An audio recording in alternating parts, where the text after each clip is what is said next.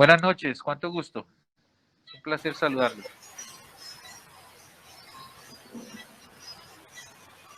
Estamos esperando al doctor Uriza pues que se conecte. Tiene algunos inconvenientes, pero ya en unos minutos pues comenzamos la charla. Muchas gracias. Ya acabo de hablar con él. Yo estaba también aquí operando. En cualquier minuto se va a conectar. Entonces voy a aprovechar para ir presentándolo. Algunos de ustedes ya lo conocen. Es el coordinador del Departamento de Neurocirugía de la Universidad de La Sabana. Es un neurocirujano con más de 20 años de experiencia. Graduado con honores de Medicina y de Neurocirugía de la Universidad Nacional. Políglota, escritor. Sacó un libro de cuentos, perdón. Y un gran amigo, amante del rock and roll, gran guitarrista. Y bueno, en general, una persona que es curiosa por la academia, por la cultura, por la educación, y que tiene la cualidad de poder compartir el conocimiento. Se le dificulta a algunos grandes profesores pasar el conocimiento de manera fácil. Gustavo es capaz de hacerlo y por eso es nuestro invitado a iniciar esta serie de conferencias con temas agradables y útiles para la práctica del médico general, del médico interesado en las neurociencias, los neurólogos, neuroradiólogos, todo aquel que sueñe con ser neurocirujano e inclusive colegas neurocirujanos que nos acompañan. Dicho esto, esperamos entonces al doctor Gustavo que se conecta en cualquier momento. Y la invitación a seguir conectándonos los viernes a las 6 de la tarde. De verdad que son temas tranquilos. Hemos escogido ese día porque en el corre-corre de la semana probablemente es la mejor fecha y hora para conectarnos un ratico, 45 minutos, una hora, y seguir creciendo en conocimiento, seguir creciendo en la academia, que es muy importante para nuestras carreras y para nuestra práctica. Entonces, esperamos que se conecte el doctor Uriza y una vez se conecte, empezamos la conferencia. De nuevo, bienvenidos a las charlas de los ciclos NEMOT. NEMOT significa neuromodulación, neuromodular, cambiar los circuitos cerebrales, comportamentales y motores, que es parte de nuestra práctica en neurocirugía. Un abrazo para todos y compartan estos links, compartan estas memes que realizamos, nuestros afiches, nuestros pósters de las conferencias, porque queremos que sea una comunidad muy grande y muy conocida en el país y en Latinoamérica. Muchas gracias.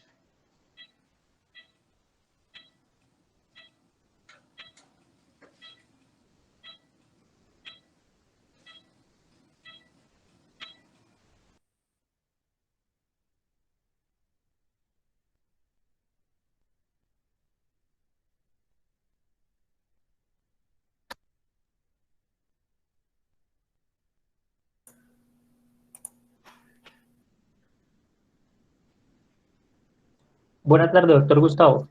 Hola, buenas tardes. ¿Cómo vamos? Bien, sí, señor, aquí esperándolos súper conectados.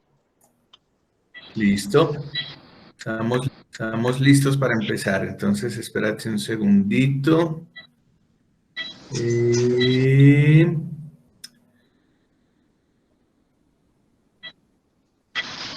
Bueno, vamos a abrir esta presentación. ¿Listo? Estamos listos. ¿Ahí están viendo la presentación? No, señor. Espérate un segundito, entonces.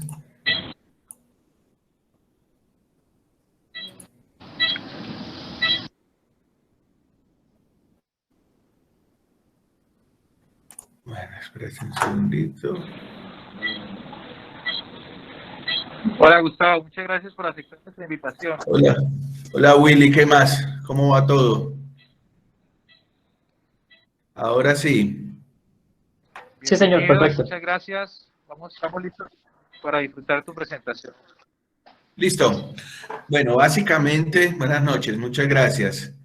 Básicamente, lo que vamos a hacer es una revisión de la anatomía de la columna vertebral de una manera muy práctica desde la radiología simple. Por supuesto, vamos a repasar un poquito la tomografía y la resonancia, pero lo vamos a hacer básicamente desde la radiología simple. Y eso tiene una explicación muy sencilla, y es que la radiología simple es el elemento que casi todos nosotros tenemos a la mano para poder en un momento dado decidir si nos encontramos ante una urgencia o alguna cosa adicional. Entonces, esa va a ser la base de nuestra presentación. Listo, yo le quito el sonido aquí y nos fuimos. Bueno, esto es una introducción muy sencilla. La patología de la columna vertebral, como todo proceso patológico en el cuerpo humano, requiere un análisis clínico primero que todo. La anamnesis y la exploración física. El aporte de las pruebas radiológicas es, sin lugar a dudas, el elemento que nos ayuda a confirmar el diagnóstico de sospecha, conocer todas las causas y los alcances y repercusiones en el resto del organismo. Listo. Listo. Bueno, entonces le habíamos hecho la introducción, simplemente que esto es una ayuda. Lo importante es la historia clínica, la anamnesis y la exploración física, como todo.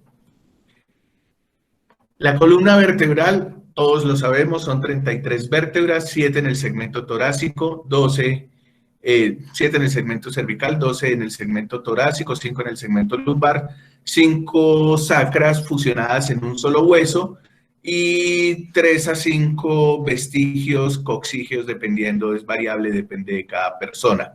Entonces aquí tenemos la vista antero-posterior, la vista lateral y la vista posterior-anterior de una columna vertebral completa.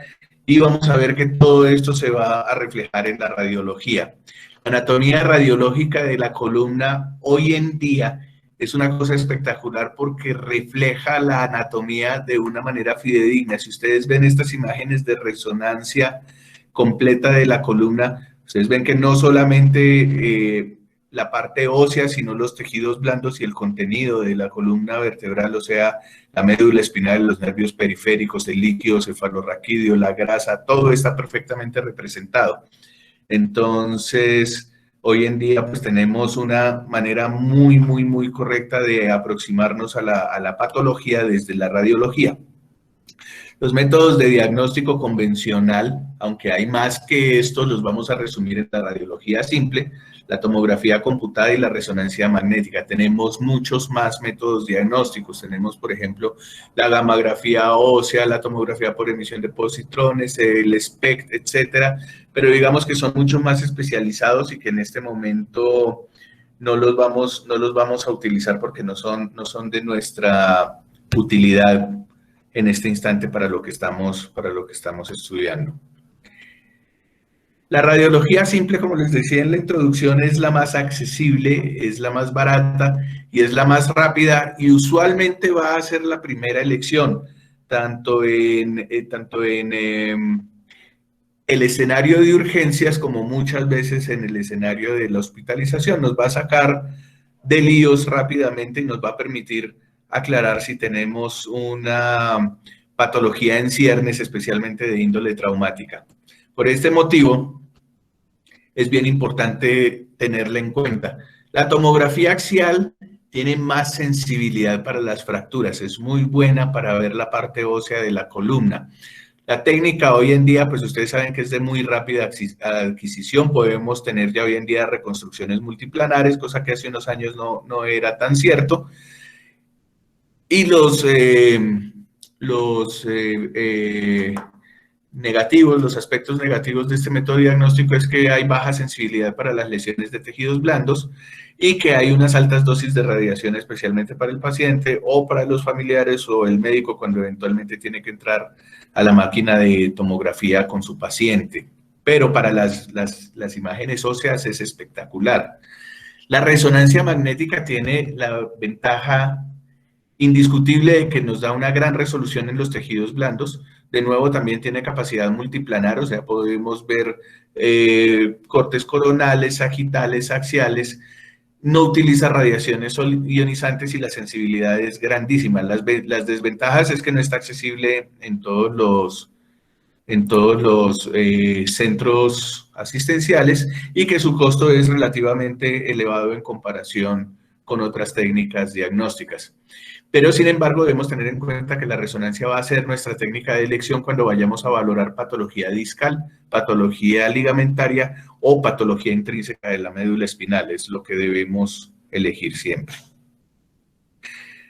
La exploración radiográfica se divide en exploración global y en exploración por segmento. Entonces, vale decir que la exploración global se resume en una radiografía que se llama panorámica de columna, que es una radiografía total de todos los segmentos cervical, torácico y lumbar, tanto frontal como de perfil. Se puede hacer en bipedestación, que es lo más usual. Existen unas máquinas especiales para eso, donde se toman los exámenes, pero también se puede hacer en decúbito.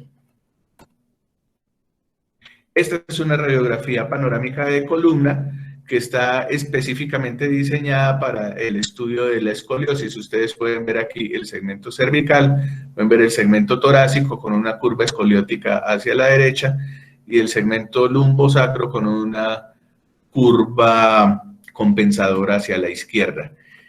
Y esta es la misma radiografía panorámica en una proyección lateral. La proyección lateral, para lo que más nos va a servir a nosotros, es para observar el balance sagital de la columna. ¿Y eso cómo se hace? Eso se hace normalmente lanzando una línea de plomada desde el nivel inferior de la séptima vértebra cervical y viendo a dónde cae en línea recta. Y lo usual es que la plomada deba caer más o menos hacia la mitad de la proyección de las cabezas de los fémuros o de los acetábulos, aquí a este sitio. Entonces, es cuando ustedes ven que la columna, la plomada desde la C7 hacia abajo recae más o menos en las cabezas de los fémures, estamos hablando de una columna que está sagitalmente balanceada y se corresponde a esta misma persona. Esta persona tiene una escoliosis en la radiografía AP y en la lateral ustedes podrían decir casi que es una columna normal. Los estudios panorámicos de columna también incluyen proyecciones dinámicas que pueden ser en proyección AP con flexión lateral izquierda y derecha, que son unas radiografías que se llaman test de escoliosis, que es para mirar si estos defectos estructurales reducen o no reducen con las flexiones, o pueden ser laterales en flexión y extensión, que es para mirar si hay estabilidad o inestabilidad, sobre todo en los segmentos lumbares. Vamos a la exploración segmentaria. El primer segmento es la columna cervical y vamos a ir con las radiografías básicas que son de frente, de perfil, oblicuas, izquierda y derecha y transoral para ver la articulación atlantoaxoidea.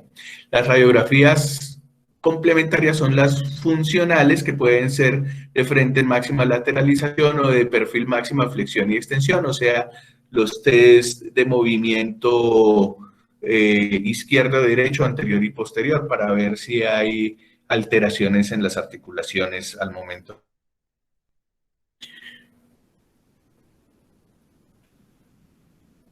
Ok, no ha cambiado. Espérate, aquí cambió y allá no ha cambiado. Espérate.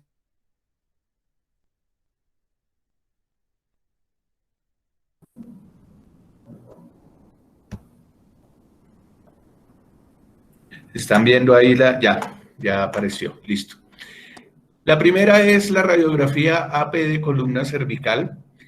Aquí tengo 3 esquemas lado a lado para que ustedes los puedan comparar. Tenemos una radiografía AP de un paciente de la columna cervical. Tenemos el esquema de lo que debe identificarse en cada uno de los aspectos radiográficos y tenemos el dibujo de la anatomía correspondiente. Entonces, la radiografía AP es bien importante ver la apófisis odontoides en primer lugar, tratar de verla centrada entre las dos masas laterales del atlas y tratar de ver que esté simétricamente distanciada de las dos masas laterales del atlas. A veces puede uno ver las sombras de los dientes arriba de la odontoides y por eso no la deja ver bien. Y si ustedes ven del vértice de una masa lateral al vértice de la otra masa lateral, pueden adivinar el borde posterior del agujero magno. Aquí se los estoy señalando con el cursor, con la flechita, se puede ver el borde posterior del agujero magno. Lo siguiente que uno debe fijarse es en las apófisis espinosas. Uno debe ver, tienen forma de triangulito, y uno debe ver que estén centradas, que estén llevando un recorrido central, que estén simétricamente distribuidas. Lo siguiente que uno ve es el cuerpo vertebral de cada segmento cervical, y ustedes ven al lado y lado como unos ojitos que se corresponden con los pedículos. Al lado y lado de ellos ven ustedes las proyecciones de las apófisis transversas. Y estas aquí, ustedes ven que en cada espacio intervertebral parece como una sonrisita, y al lado y lado se ven unas proyecciones en el aspecto superior de cada vértebra, ven unas proyecciones que son como un piquito. Al lado y lado son las apófisis uncinadas o unciformes, que acuérdense que esto solamente existe en la columna cervical. Estas apófisis no existen en los otros segmentos de la columna. Si ustedes ven aquí el dibujo, van a ver exactamente la representación de la radiografía, está expresamente en el mismo dibujo y en la anatomía aquí en el esquema lateral. ¿Qué otras cosas se pueden ver en esta radiografía? Es importante ver la línea punteada que vemos aquí en el esquema, se estrecha aquí en el paso de la glotis, es la vía aérea, y aquí la ven ustedes como una sombra más radiolúcida, es aquí el paso de la vía aérea. Entonces, si está central, ustedes pueden ver si está central, si está ocluida o si está desplazada, son las otras cosas que uno puede ver en esta radiografía. Entonces, esta es la radiografía normal en proyección AP de la columna cervical. Hoy en día, pues como tenemos la reconstrucción multiplanar de la escanografía, miren esta escanografía con contraste, y ustedes pueden ver muchos más detalles que no se veían en la proyección anterior. Ustedes pueden ver el borde del agujero magno, que en la radiografía se veía muy sutil, aquí se ve muy claramente. Este es el borde anterior del agujero magno. Aquí ustedes ven los cóndilos del occipital, las masas laterales del atlas, la articulación atlanto-axoidea derecha, el atlanto-axoidea izquierda, la apófisis odontoides en situación central, y ustedes ven aquí el transcurso de las arterias vertebrales a cada lado por los agujeros transversos, pasando por los agujeros transversos. Entonces, si ustedes pueden ver la definición de la ventana ósea en tomografía es muchísimo más clara hoy en día. Comparen ustedes con una reconstrucción 3D. Esto es una reconstrucción 3D en tomografía, y pueden ustedes observar las apófisis transversas, los agujeros transversos que se alcanzan a ver aquí pequeñitos en cada una de las vértebras. Acuérdense que por los agujeros transversos, que son los agujeros que están en cada apófisis transversa de la columna cervical, pasa la arteria vertebral, y pueden ver ustedes las articulaciones, las facetas, aquí atrás en esta reconstrucción. En la resonancia, miren que no se distingue tan bien la fase ósea, sí se ven mucho mejor los discos intervertebrales y se ven estos músculos, que son los escalenos, estos músculos que están aquí, que son los escalenos, y se pueden ver las fibras de los nervios del plejo braquial, que se alcanzan a ver aquí. Otras cosas que se pueden ver son los ápices pulmonares y tejidos blandos musculares del cuello. Aquí otra proyección un poquito posterior en una resonancia donde podemos ver el contenido del canal, la médula ósea rodeada de líquido cefalorraquídeo y las articulaciones entre las masas laterales. Recuerden que hasta ahora estamos viendo anatomía normal. La radiografía de perfil de la columna cervical. Recuerden ustedes que entre la radiografía AP de perfil y transoral de odontoides se debería poder hacer el diagnóstico del 90% de las lesiones óseas de la columna cervical. En la radiografía de perfil, ¿cuáles son los hitos que debemos buscar? Primero, el arco anterior de C1, que lo tenemos aquí arriba. El arco anterior de C1 que corresponde al atlas. Detrás de él vendría la masa lateral del atlas de cada lado, pero en realidad lo que vemos nosotros es la proyección de la odontoides. Lo que estamos viendo es masa lateral y apófisis odontoides, todas en una, se ven aquí. Ahora, lo importante de esta proyección es la distancia atlanto-odontoidea. que en niños nunca debe superar más allá de 3 milímetros, 4 milímetros máximo, y en adultos debe ser de menos de 1 milímetro, como vemos aquí. Cualquier separación por arriba de 3 milímetros entre el borde posterior del arco anterior de C1 y el borde anterior de la apófisis odontoides en adultos se considera una subluxación. Entonces, este es el primer hito que debemos ver, la unión cráneo-cervical.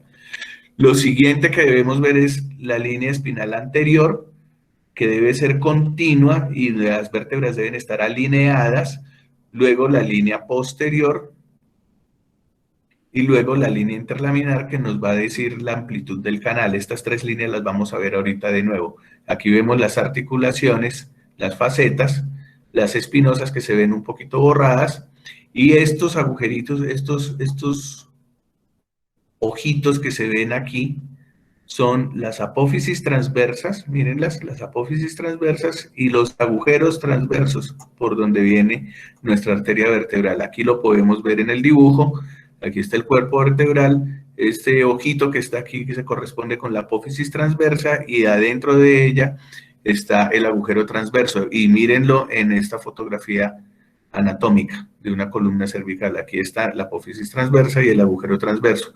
Recuerden que la arteria vertebral ingresa a los agujeros transversos a partir de la sexta vértebra cervical. Aquí, la séptima vértebra cervical puede carecer de agujero transverso, a veces su apófisis transversa no tiene agujero o este es hipoplásico, y normalmente la arteria vertebral casi nunca pasa por aquí, sino que casi siempre ingresa a partir de la sexta vértebra cervical. Esto es para pensar si hay lesiones en la séptima vértebra cervical, es poco probable que estén afectando la arteria vertebral. Las otras cosas que son importantes de ver aquí son el espacio prevertebral, que miren que hasta C5 es muy delgado y no debe ser más allá de 3 milímetros, y hasta C4, perdón, y de C5 en adelante básicamente se duplica su espesor, pero nunca debe ser más espeso. Esta sombra prevertebral nunca debe ser más ancha que el espesor de una misma vértebra, del cuerpo vertebral que está adyacente. Si este espacio es más grande, es más ancho que el espacio de una vértebra, ustedes deben pensar que aquí hay una colección, especialmente si uno tiene un trauma, debe pensar que aquí tiene un hematoma o que puede tener una lesión en el esófago. Y aquí adelante está la línea de la vía aérea. Miren, por aquí viene la vía aérea, aquí está la laringe y más abajo está la tráquea. Y esta es la vía aérea, por lo tanto, en este tejido blando prevertebral vienen el esófago y los ligamentos prevertebrales. Entonces, estas son estas tres líneas que hay que tener en cuenta: la línea de los tejidos blandos, la línea vertebral anterior, la línea vertebral posterior y la línea laminar, que se ve por la unión de las láminas. Entre la línea vertebral posterior y la laminar se forma el canal raquídeo. Estas siempre tenganlas en cuenta, estas líneas.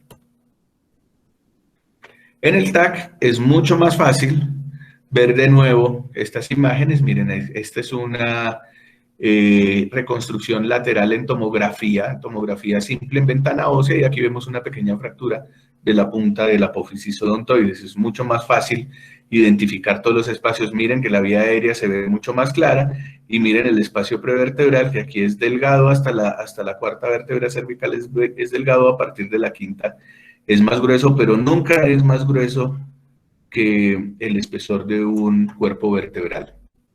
De nuevo, aquí les traigo el recorderis anatómico, y en la resonancia, que es específica para tejidos blandos, por ejemplo, en este TAC nosotros no veríamos nada en el interior del canal, y en la resonancia podemos ver la médula espinal, el líquido cefalorraquídeo, y aquí podemos ver, por ejemplo, esta lesión que está relacionada con este disco cervical y que está rechazando, presionando la médula espinal. Esto es una hernia de disco cervical. Entonces vamos viendo un poquito de patología de acuerdo a los estudios que vamos mirando. Las proyecciones oblicuas de la columna cervical tienen un objetivo principal, y es mirar los agujeros de conjugación. Mirar los agujeros de conjugación. Si la mandíbula está mirando hacia la derecha, entonces estos son los agujeros izquierdos. Y estos redondelitos, estos ojitos que ustedes ven aquí, contrastados con el cuerpo vertebral o en transposición con el cuerpo vertebral son los pedículos contralaterales, o sea, los derechos, mientras que estos son los pedículos izquierdos. Acuérdense que los agujeros de conjugación se forman porque se conjuga la escotadura inferior del pedículo superior con la escotadura superior del pedículo inferior, y por cada agujero de conjugación sale un nervio periférico. Entonces, por este sale uno que se llama C2, porque acuérdense que C1 sale por arriba de la primera vértebra cervical. Aquí sale uno que se llama C2, aquí sale uno que se llama C3, aquí sale uno que se llama C4, aquí sale C5, aquí sale C6, aquí sale C7, y por debajo de C7 sale uno que se llama C8. Acuérdense que nosotros tenemos 7 vértebras cervicales, pero 8 segmentos medulares cervicales, por lo tanto tenemos 8 nervios cervicales. Es importante, es un detalle anatómico que hay que saber. Y aquí está pues el dibujo para que sepan las diferentes estructuras que estamos viendo en esta radiografía. Entonces es cierto tanto para el lado derecho como para el lado izquierdo. ¿Y qué cosas podemos ver en estas radiografías oblicuas? Antes que existiera la resonancia o antes de que hubiera tomografías, era muy difícil hacer los diagnósticos de las hernias discales cervicales. Entonces estas radiografías eran el examen de elección para buscar osteofitos en los agujeros de conjugación y que el agujero de conjugación estuviera disminuido de tamaño, como se ve relativamente disminuido este agujerito en comparación con todos los demás. Y si ustedes ven, los de este lado todos están simétricos, acá del otro lado todos están simétricos, y este es el único que se ve disminuido porque tiene una enfermedad discosteofito pequeñita aquí de este lado. Entonces, como la mandíbula está mirando para la izquierda, entonces este es el lado derecho, este es el agujero del lado derecho.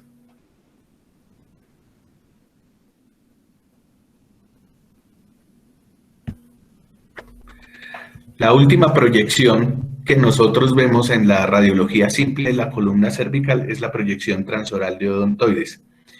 En ella podemos ver toda esta cantidad de cosas que están referidas aquí en el dibujo: el maxilar superior, las sombras de los dientes superiores, la mandíbula, las sombras de los dientes inferiores, se puede ver a veces la sombra de la lengua, pero lo importante es ver las masas laterales del atlas, que a veces no se pueden ver en la proyección AP.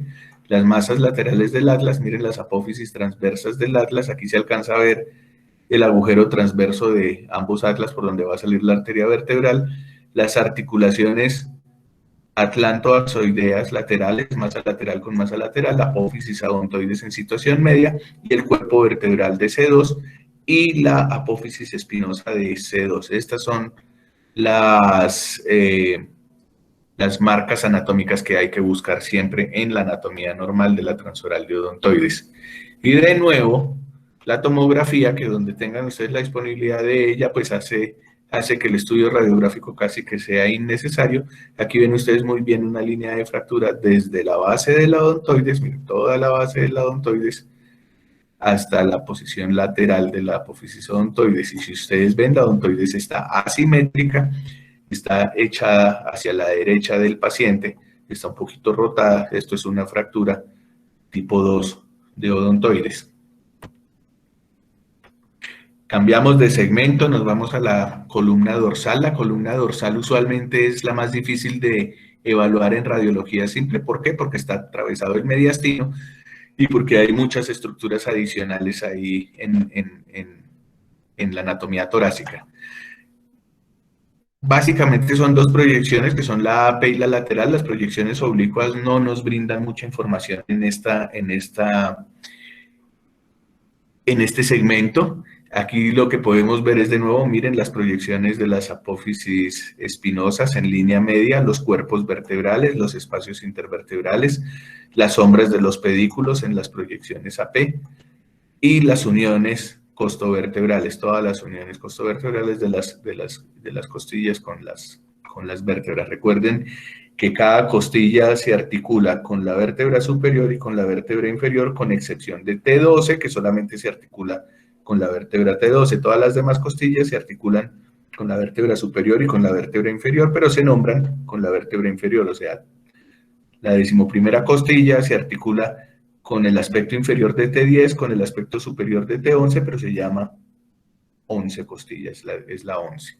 Entonces eso es lo que se puede ver básicamente. También ocasionalmente se pueden ver las proyecciones de las clavículas y de las escápulas detrás.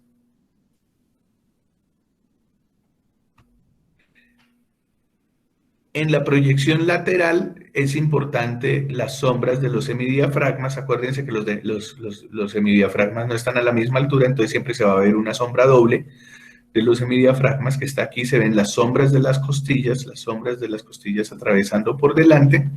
Se pueden ver los cuerpos vertebrales. Es más difícil inferir el grosor o la amplitud del canal y sobre todo en la unión cérvico-torácica, que es muy difícil verse en una proyección lateral pura, porque está atravesado los hombros del paciente, las escápulas del paciente, a veces las clavículas, y normalmente la unión C7-T1 no se va a poder ver.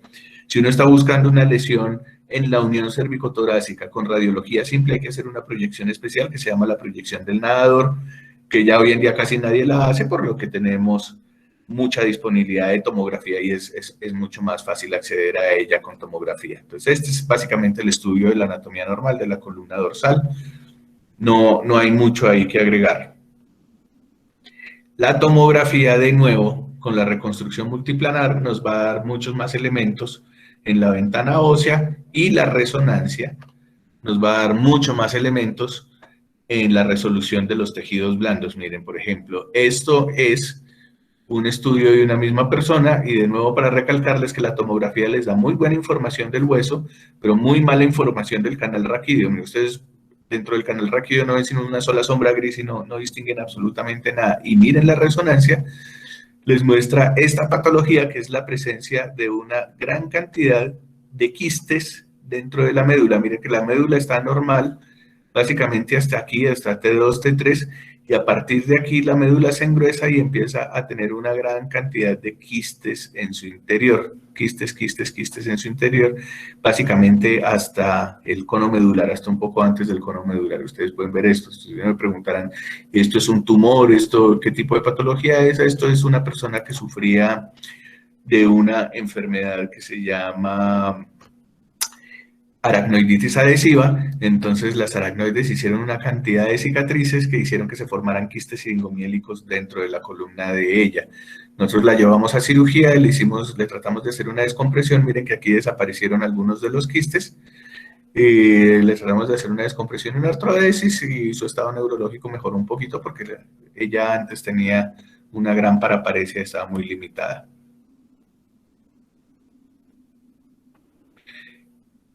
La tomografía, por supuesto, nos ofrece excelente resolución en la ventana ósea. Aquí esto es una imagen magnificada de un detalle de una persona con un trauma raquimedular, donde ustedes pueden ver la destrucción ósea y la invasión del canal por parte de fragmentos óseos de una persona que tuvo una fractura en un accidente automovilístico.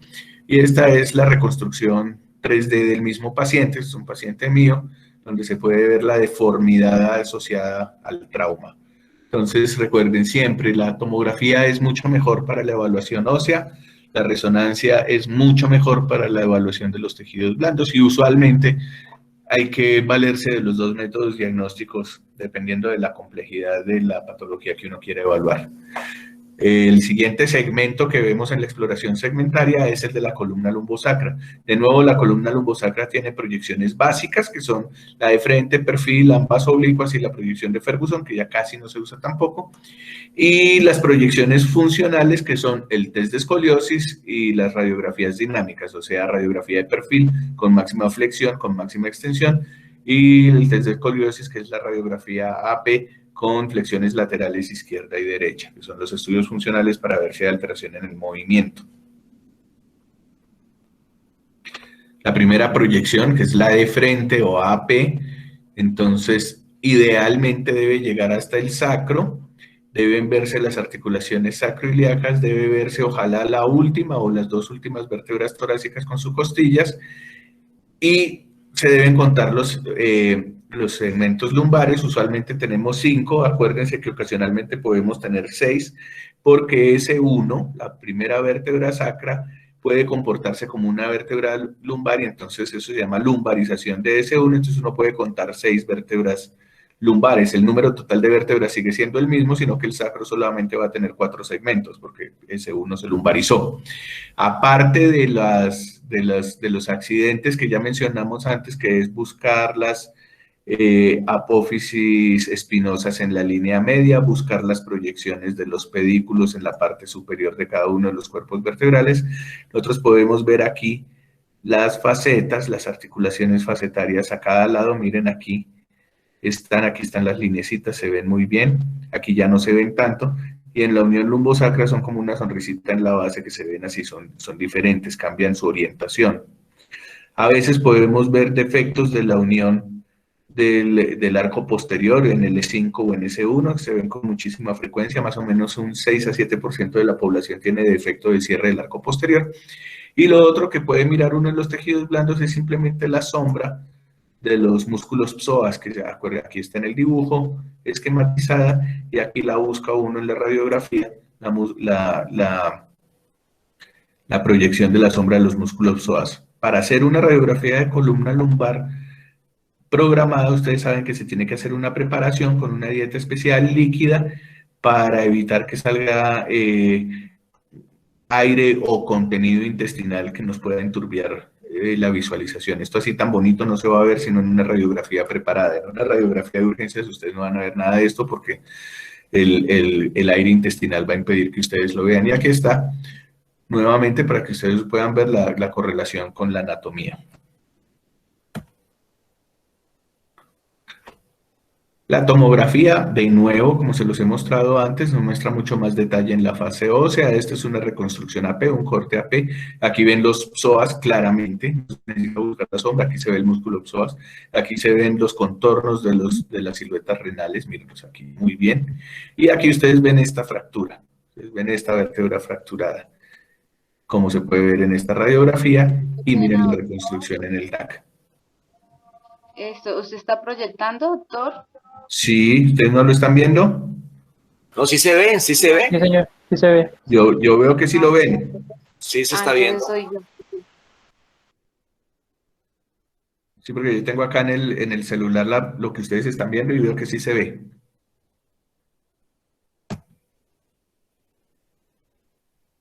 La radiografía de perfil, de nuevo, con un ejemplo radiográfico, con el ejemplo del dibujo y con el ejemplo del esquema anatómico para ver qué otras cosas se pueden ver. La sombra de la cresta ilíaca, que siempre debe estar proyectada sobre la quinta vértebra lumbar. Cuando ustedes ven que hay dos vértebras debajo de esta, pues simplemente lo que hay es una lumbarización de S1, pero siempre la cresta ilíaca está más o menos o entre L4 y L5 o siempre sobre L5, que es como el sitio que uno debe tener para ver. Si ustedes ven en esta radiografía ya se ve gas intestinal, lo que no vimos en la radiografía anterior, aquí sí lo ven, un poquito de gas intestinal. Esto es bien importante, yo siempre se los recalco, miren, aquí se ven los agujeros de conjugación, muy bien, y ustedes ven los pedículos y las apófisis articulares, y yo siempre les digo que esto se ve como si fuera de esos puentes antiguos. Hagan de cuenta que acuestan la radiografía de esos puentes antiguos sobre pilares, miren, una, otra, y se ve continuo, y es importante que ustedes aprendan esto se ve continuo porque normalmente la articulación de miren, aquí viene la apófisis articular inferior de L3 y aquí viene la articular superior de L4 y miren el espacio articular es bien pequeñito. Entonces, esto se debe ver continuo o si acaso una pequeña lineecita aquí y eso quiere decir que es normal. Cuando ustedes ven mucha separación en el espacio articular, pueda que haya un daño articular o una enfermedad facetaria y eso es un detalle que se puede ver en pacientes que se están quejando de lumbalgia crónica y es una lumbalgia de tipo mecánico y uno no sabe muy bien dónde puede estar la enfermedad, puede ser una enfermedad facetaria y eso se ve en la radiografía simple, la simple radiología se ve. Por supuesto, nuevamente se ve mucho mejor en TAC que radiología simple. El otro concepto que es importante en la columna lumbar es el concepto de las columnas anterior y media y posterior, que es un concepto que ya está cayendo un poquito en desuso, ya tenemos otra forma de clasificar, pero acuérdense que si queremos saber rápidamente si una fractura de columna lumbar es estable o inestable, pues simplemente tomamos en cuenta el concepto de las tres columnas de Dennis y si la si lo que está afectado es solamente la columna anterior o solamente la columna posterior por una fractura que veamos en radiología simple, es altamente probable que esta fractura sea estable. Por el contrario, si hay compromiso de dos columnas, llámese posterior y media, o llámese anterior y media, entonces va a ser una fractura inestable sí o sí. Y si por el contrario hay compromiso solo de la columna media, o sea, hay compromiso o del tercio posterior del cuerpo vertebral, o del pedículo, o del disco, o del muro posterior de la vértebra, casi siempre lo vamos a considerar una fractura inestable. Entonces, este concepto de las tres columnas de Dennis, aunque hoy en día estoy de acuerdo que está siendo reevaluado y ya casi no se usa para definir un tratamiento quirúrgico, sí nos sirve como una primera aproximación para saber si una lesión traumática de la columna es estable o es inestable. Entonces aquí tenemos unos ejemplos de tomografía de fracturas. Miren aquí primero una muy pequeña fracturita o avulsión del segmento anterior de la vértebra L5. Entonces esto está solo en la columna anterior. Esto es una lesión estable. Esto amerita un tratamiento médico y nada más.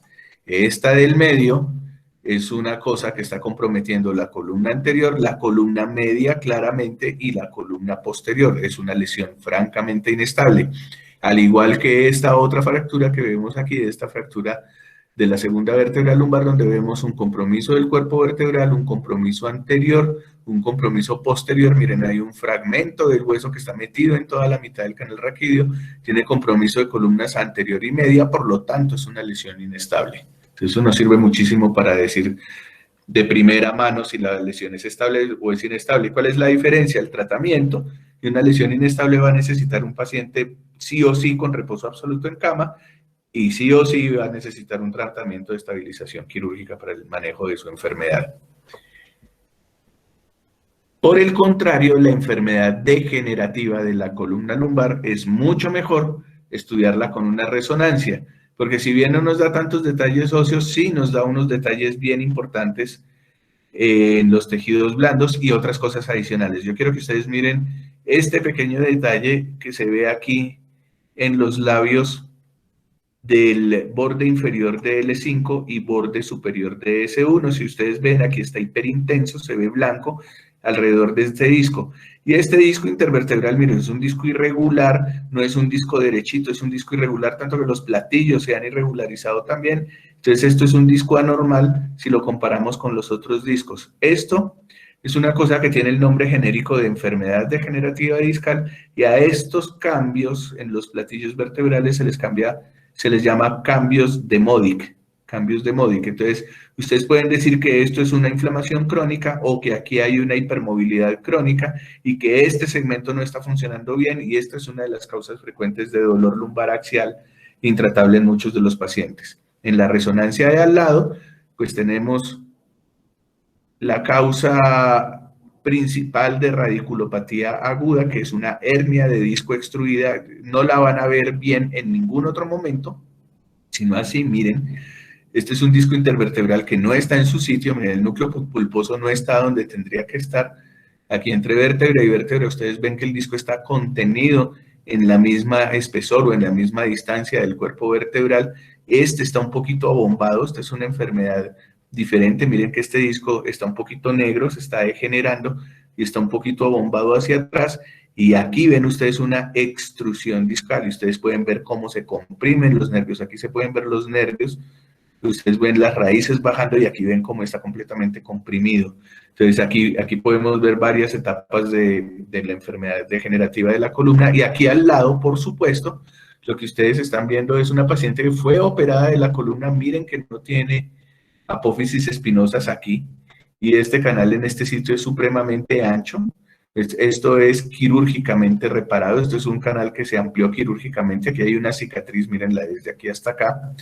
Hay una gran cicatriz de la columna. Y aquí este disco de acá arriba, miren, este disco de acá arriba se parece mucho a este disco de acá. Entonces, en el seguimiento de las enfermedades degenerativas de columna en pacientes que ya han sido operados, también este es el examen de elección. Miren cómo se estrecha el canal raquídeo en este sitio. Esto es una cosa que se llama enfermedad de segmento adyacente. Digamos, se los traigo solo a colación para mostrarles que la resonancia es el método de elección para el estudio de la patología lumbar degenerativa. Y eso era en cuanto a las proyecciones laterales. La proyección oblicua tiene básicamente una única utilidad y es el estudio de los pedículos, ya que a veces en el TAC y a veces en la resonancia no se puede ver tan fácil cuando hay un compromiso de los pedículos. La radiografía oblicua de la columna es la que nos la muestra con una imagen que yo creo que a todos la oímos hablar alguna vez en la vida, que es la imagen del perrito. Este es el perrito, aquí en gris está resaltado, pues miren que parece un perrito. Entonces, el ojo del perrito es la base del pedículo contralateral, del pedículo del otro lado. Entonces, si esta es una radiografía oblicua derecha, entonces este es el pedículo izquierdo, es el contralateral. Se puede ver las orejas del perrito, es la apófisis articular superior de esa vértebra. La trompa del perrito es la apófisis transversa del otro lado. El cuello del pedículo es el pedículo ipsilateral, el que queremos estudiar, el pedículo ipsilateral. Luego las patas de adelante del perrito son las apófisis articulares inferiores de esa vértebra. La cola del perrito es la lámina y las páticas del perrito son la apófisis espinosa. Entonces aquí está la comparación con un perrito, con un schnauzercito. Entonces, ¿de qué sirve toda esta carreta para una radiografía oblicua de la columna lumbar? Simplemente para la búsqueda de una entidad específica de tipo traumático o degenerativo que se llama espondilolisis, que es la ruptura, bien sea degenerativa o traumática, del pedículo. Cuando ustedes ven un paciente con espondilolistesis, que es el deslizamiento de una vértebra sobre la otra, miren, aquí ven ustedes que la quinta vértebra lumbar no está alineada con el sacro. Miren, la línea vertebral anterior está perdida, hay un escalón, y la línea vertebral posterior, pues con mayor razón hay un escalón. Eso se debe porque hay una pérdida de tejido aquí donde está esta flecha. Sin embargo, ustedes aquí no la ven muy bien. Cuando se hace la oblicua, se ve que no hay cuello del perrito. Miren, el cuello está perdido. Eso es una espondilolisis. Eso es la utilidad de las proyecciones oblicuas en la radiografía de columna lumbar, es específicamente la búsqueda de lesiones del pedículo o espondilolisis. ¿Qué otras cosas puede tener uno ahí? Metástasis, pero es mucho más raro verlo. Entonces, miren, espondilolistesis, el deslizamiento, pero la lisis no se ve muy bien en la proyección lateral. Realmente no se ve muy bien la lisis en la proyección lateral. La resonancia, miren, tampoco aporta mucho, nos muestra muy bien qué pasa con el disco intervertebral, nos muestra muy bien la listesis, pero no nos muestra la lisis como si la muestra una proyección oblicua de la columna. Entonces, esa es la utilidad de esa radiografía, realmente. El siguiente segmento es el sacro, es el estudio de hueso sacro, tiene radiografías de frente y lateral. En las radiografías de frente es importante distinguir tres segmentos. Primero hay que ver los agujeros sacros. Entonces un segmento es de los agujeros sacros para afuera, otro segmento es el de los agujeros sacros y el último segmento es de los agujeros sacros hacia adentro. Aquí ustedes ven muy bien las articulaciones sacroiliacas, que se ven regulares, se ven lisitas, se ven derechitas, se ven bonitas. Ven las articulaciones de la quinta vértebra lumbar con el sacro, aquí se alcanzan a ver muy bien, sobre todo esta, la del lado izquierdo, se ve muy bien. Y este hueso, los alerones sacros, perdón, que es la transformación de la apófisis transversa de S1, es nada más para poder articular con el ilíaco. Y los vestigios de las apófisis espinosas del sacro. Ustedes saben que los segmentos sacros se funcionan para formar un solo hueso, y lo que en otras vértebras era el agujero de conjugación, aquí se transforma en los agujeros sacros.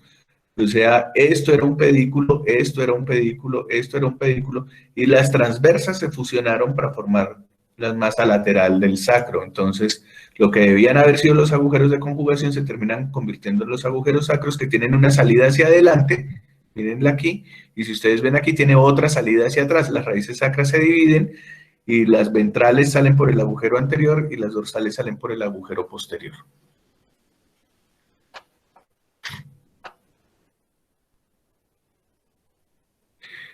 Lo que les mencioné antes, que teníamos que tener en cuenta los agujeros sacros y las zonas que se conformaban hacia afuera con los agujeros y hacia adentro, es la clasificación de las 3 zonas de Dennis.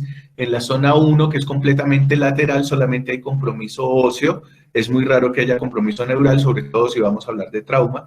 En la zona 2 de Dennis, que es donde están los agujeros, es más probable que haya lesión neural. Si hay una fractura, si hay una listesis, si hay una luxación a este nivel, es más probable que haya compromiso neural. Y en la zona 3 está lo que queda del canal espinal. Entonces, tenemos, de acuerdo con estas 3 zonas de Dennis, pues tenemos toda una serie de fracturas que se pueden presentar en H, en U, en T, en Y, en lambda.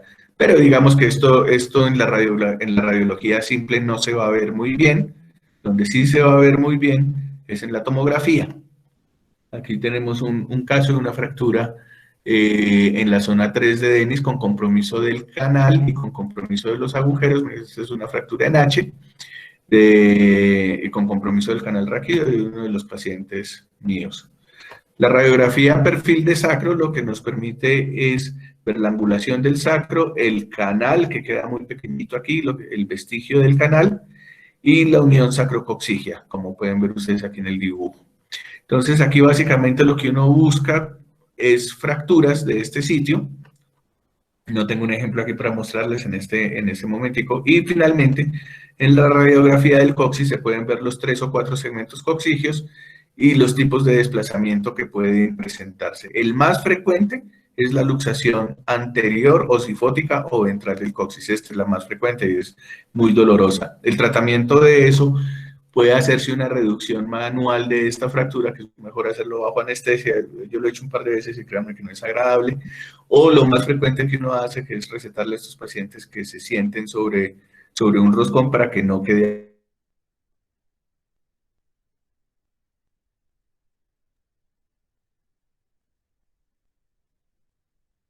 Miren, como siempre, nos muestra mucho mejor información. Entonces, a partir de la radiología simple, hacemos un repaso de la anatomía radiológica de los segmentos.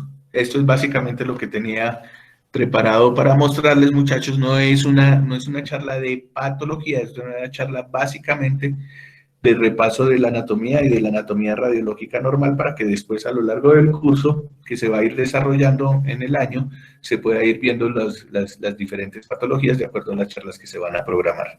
Muchísimas gracias. Doctor, muchas gracias a usted por su excelente charla. Bueno, ¿alguien tiene alguna pregunta, alguna duda con respecto a la charla que quiera pues, preguntarle al doctor?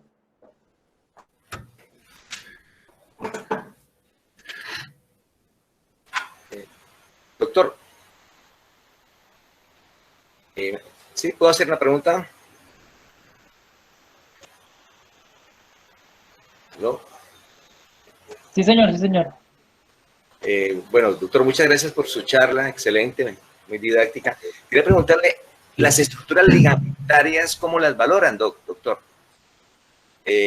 O sea, todos estos ligamentos que hay entre las vértebras, ¿en qué momento se hace oportuno valorarlas? O ya, ¿qué involucraría algún elemento adicional dentro de las imágenes diagnósticas? Claro, digamos que lo que estábamos haciendo ahorita era la revisión de la anatomía imagenológica normal.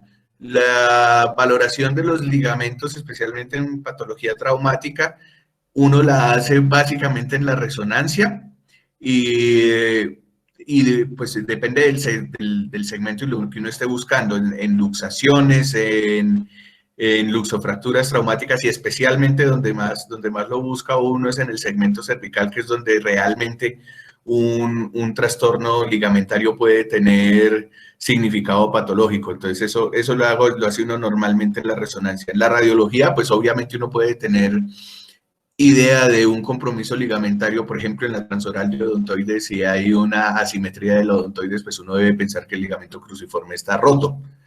Pero pues digamos que lo que les decía, eso es ya la evaluación patológica es de acuerdo a cómo se vaya desarrollando el curso. El objetivo de esta era hacer la revisión de la anatomía normal.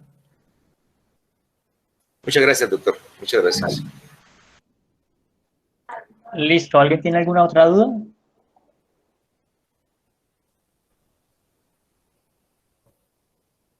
Pues doctor, parece que no, parece que nadie. Bueno, eso quiere decir que fue más o menos claro lo que se dijo. Sí, Muy señor, bien, muy claro. muchas gracias.